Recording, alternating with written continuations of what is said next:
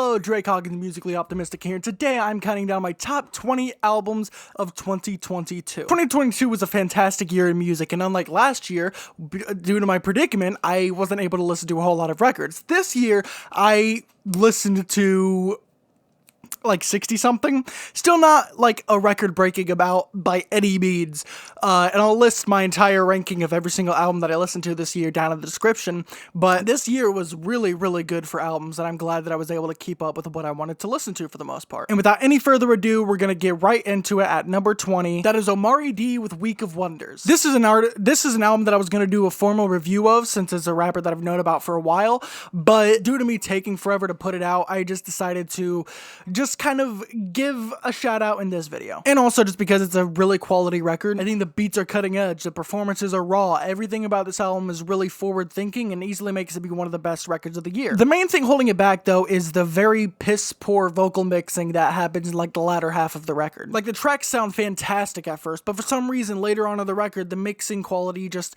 really changes, and it kind of makes it hard to focus on what's being said or what the song topics are when you can kind of barely make it out, or it's just so distorted and blown out that it's not really worth listening to. Anyway, still a really quality record and definitely worth anyone's time. At number 19, I put FKA Twigs with Caprisongs. This is a really good R&B and pop mixtape that if you are at all interested in either of those genres, I would definitely recommend. Twigs' voice is smooth as usual, and the hooks will definitely be stuck in your head for a while. At number 18, I have Earl Sweatshirt with Sick. This is a really solid return, with his last record being what, like 4 or 5 years ago at this point? A lot of artists that just hadn't dropped music in forever just kind of came back this year. And this thing, while being like an instrumental diversion from what he's used to, is still really quality and has bangers from front to back. Number 17, I have Freddie Gibbs with Soul Sold Separately. The bangers here are plentiful, the flows are top notch, the subject matter is absolutely personal sometimes, and then absolutely like cocaine other times. This is just a really great solo record from Freddie, and probably the one with the most commercial appeal. Number 16, I have EARTHGANG with Ghetto Gods. This is one of the many great releases from Dreamville this year,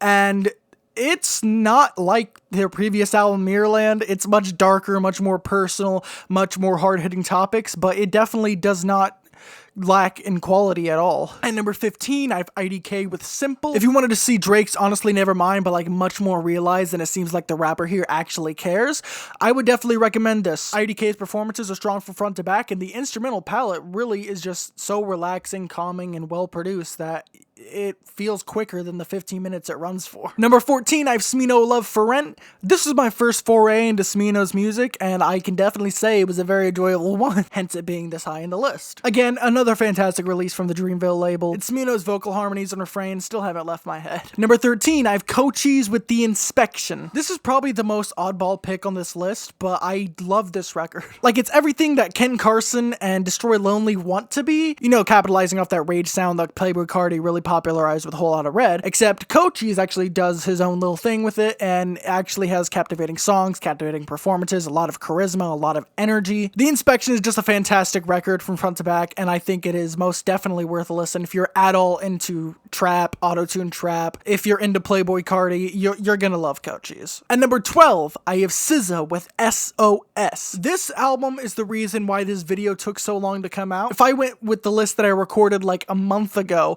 this video would have been out sooner, but like I wanted to listen to this and the other Little Sims record, but I wanted to get these records out of the way to make sure I wasn't missing anything, and by God, this album is fantastic. Like, how do you make a 23-song album and only one of those songs are skips?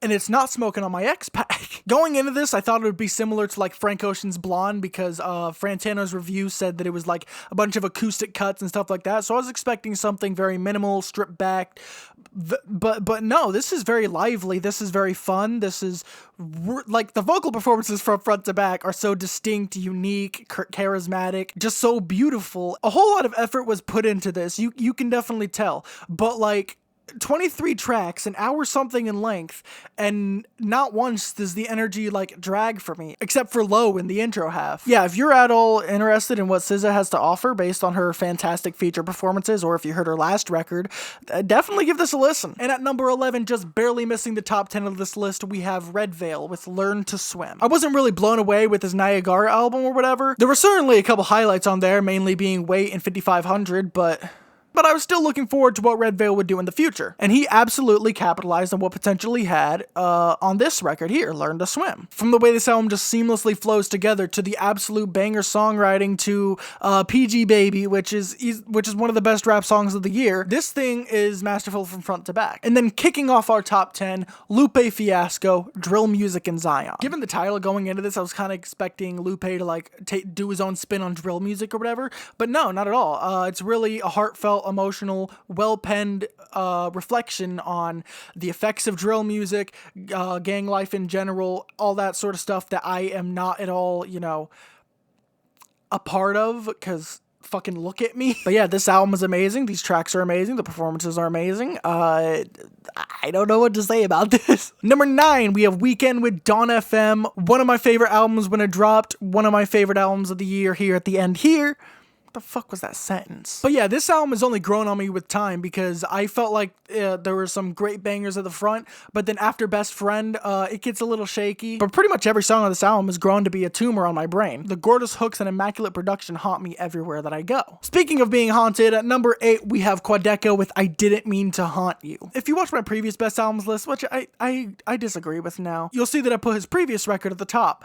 While I still enjoyed that record quite a bit, this record completely blows that one out of the water and kind of makes it hard to listen to. Quadeca takes the little glimmers that were hidden on that record and fully expands them and builds upon them to make this haunting, dark, brooding, personal, heartfelt experience that is just encapsulating from front to back. At number 7, I have Denzel Curry with Melt My Eyes, See Your Future. In my humble opinion, this is his best album so far. It bests Taboo, it bests Imperial, it bests Zoo, it bests everything. Not only because of the more focused writing on here, but because the hooks are much stickier than Taboo.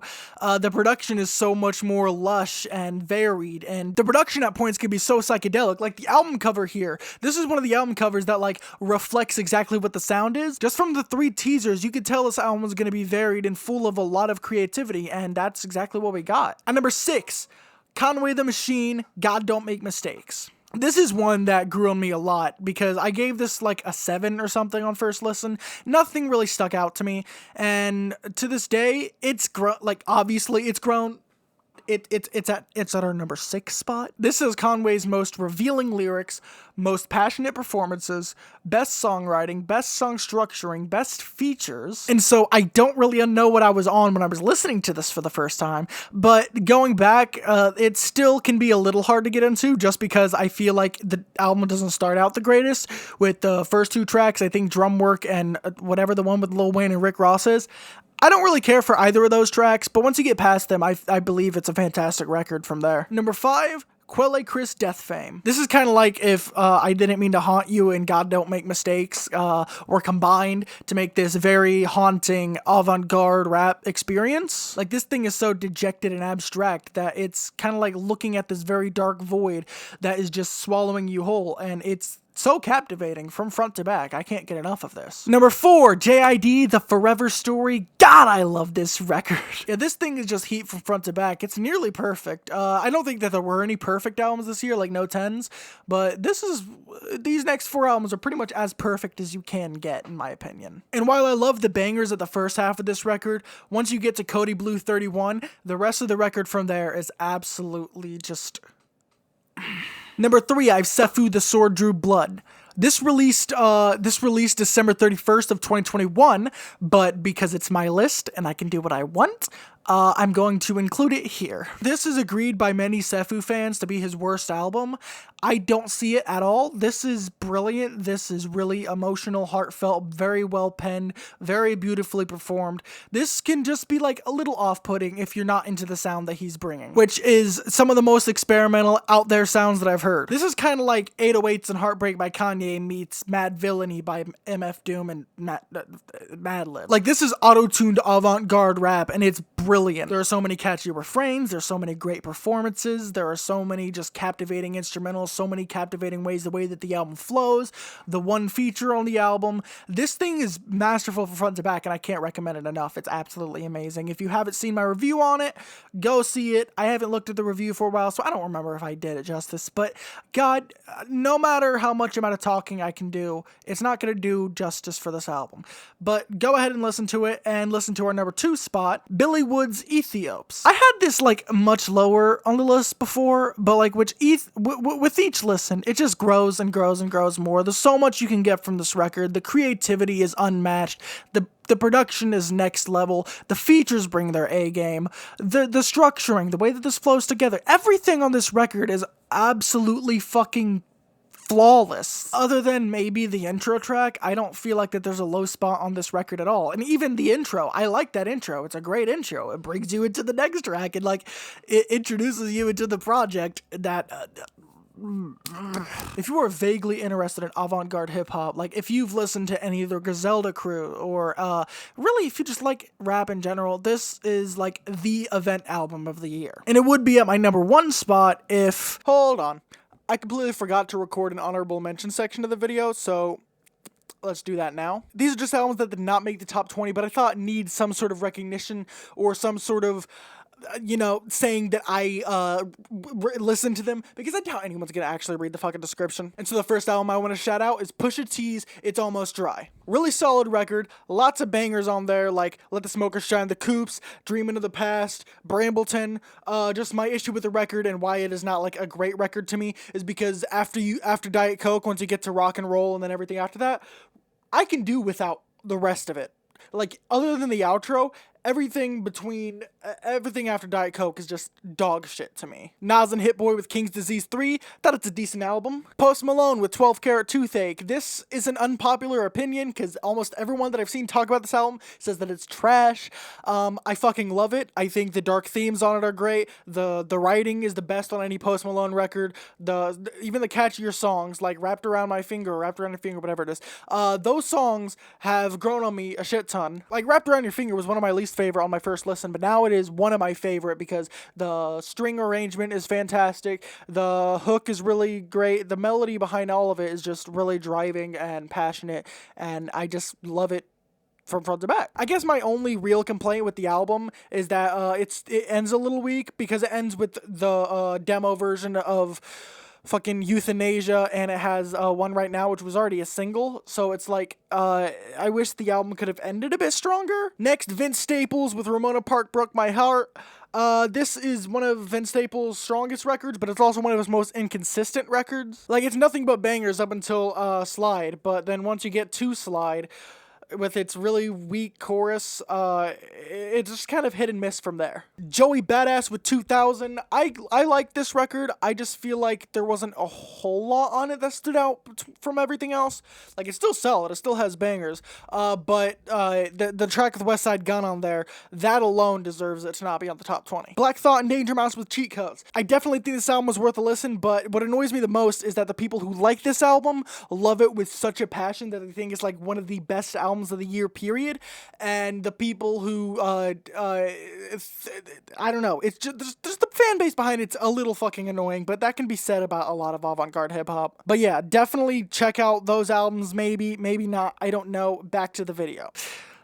Kendrick Lamar didn't drop. Yeah, number 1, I had to give it to Kendrick Lamar with Mr. Morale and the Big Steppers. The way that this album explores grief and his savior complex and all these different things that he has going on and that just conflicts with one another is really, really it's impactful. The songs are brilliantly written. The performances are top notch. What can I say about this album that I haven't said about like the previous ones that I just talked about? Kendrick comes back after his long hiatus with some of his catchiest songs yet, and in my opinion, some of his best songs, period. Whether that be United in Grief, Mother I Sober, or Savior. These are some of the best hip-hop tracks you're going to get in 2022, and I am absolutely glad that he released this album. There was the whole controversy around the Auntie Diaries F-slur thing, but I believe that it was done mostly tastefully. And then there was the controversy about the Kodak Black appearances.